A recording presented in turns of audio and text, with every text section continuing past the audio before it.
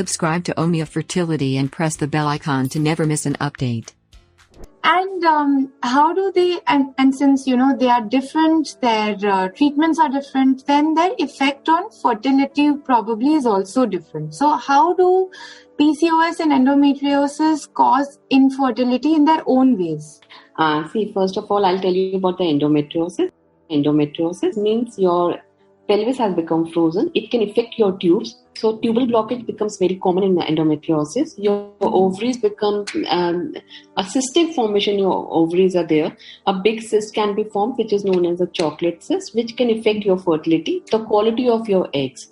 Right. So endometriosis is a blockage, can cause blockage, a frozen pelvis, which can affect your fertility and conception both. In a PCOS, since your ovaries are not producing eggs, it becomes an ovulation disorder. There are not small cysts in your ovaries. Your hormones are not at a particular level. Increase in androgen levels in your body, increase in your LH levels. So maybe your tubes are open, but still you are not conceiving because your eggs are not forming. So there are some tablets are given to you, some injections are given to you for an ovulation. If your tubes are blocked, then only you go for an IVF. PCOS can conceive naturally by help of some medications also. So that's the difference between an endometriotic and a PCOS. One should be very clear, these are two separate diseases. The symptoms sometimes can be overlapping, but the treatment, the symptoms are mostly separate for that. Interesting. And also scary, honestly. At this time. I always feel that PCOD can be treatable. You can decrease your weight, you can exercise, you can have proper food, which can improve your hormones. Endometriosis is something which has gone, endometrium has grown outside your body. And once we remove it by surgery also, it has a chances to grow again. So it is a more painful condition for a patient. I hear you. I suffer from adenomyosis myself, so I completely understand. I think during your period you have a lot of pain, and one who suffers can only understand that pain. See, if you tell someone about the pain, no one can understand the pain. If one who goes through it will only understand the pain and the difficulty. Yeah.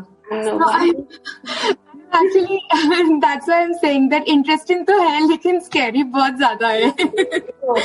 And I feel that endometriosis is more scary and more painful a procedure. It affects your egg, your tubes and everything. So outside your body you are absolutely normal. So no one will understand the 5 days that pain you go through. Yeah.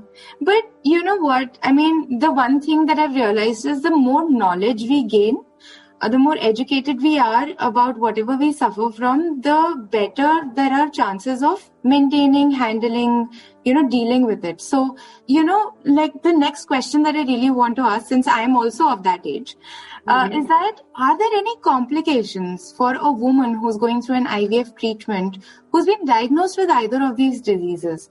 And if there are any complications, then how differently is the IVF procedure planned? What are the things that a couple needs to keep in check or monitor while going through the treatment?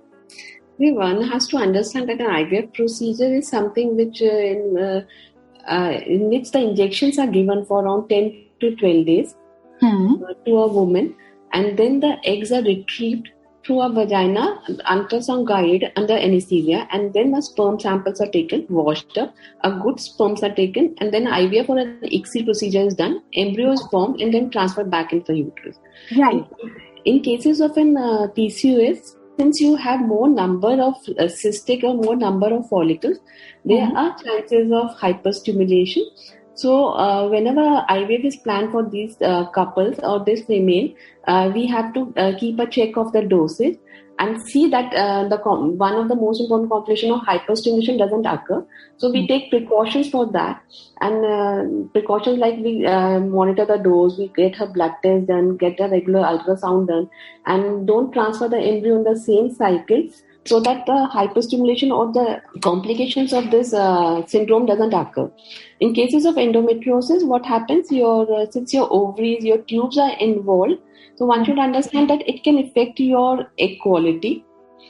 egg number, and each and everything. So the dosage, and maybe we have to down regulate you, give you hormones before starting a cycle for 1 or 2 months, and then do an IVF cycle for you. So what number, what quality of eggs we come out depends on your AMH, your blood test, and everything. And don't transfer in the same cycle again, since your pelvis is again an infected pelvis. So better to freeze all your embryos and transfer in the next cycle. अच्छा. तो दोनों का treatment दोनों का होता है. And IVF में जो भी इंजेक्शंस लगते हैं दैट बिकम इंडिविजुअलाइज्ड इंजेक्शंस में your depends on your body weight, depends on your hormonal profile, depends on your AMH level. So these are the factors which are important for deciding what injections, what number, what dosage of injections to be given to any patient. Okay, and is there, maybe you also recommend egg donors? Is that something that happens when women suffer from either of these diseases? Is that something that happens, or that's a completely different thing altogether? That's a completely different thing. Egg donors are usually offered to women who are elderly age, who have a poor ovarian reserve, whose numbers and the quality of eggs are less. So egg donor is never recommended because you have a PCOS or endometriosis. If you have your own eggs, your AMH is good, and fertilization can occur with your eggs, surely every clinic goes for your own eggs only. So everyone wants their own genetic child. Yeah, that is. So it is never egg donor is a straight away option for it. There are different reasons for going for an egg donor. So, and I always think first we should try with your eggs, your genetic eggs. If the failure occurs, if we think that you don't have eggs or the quality of eggs are bad, then only go for an egg donor. Right.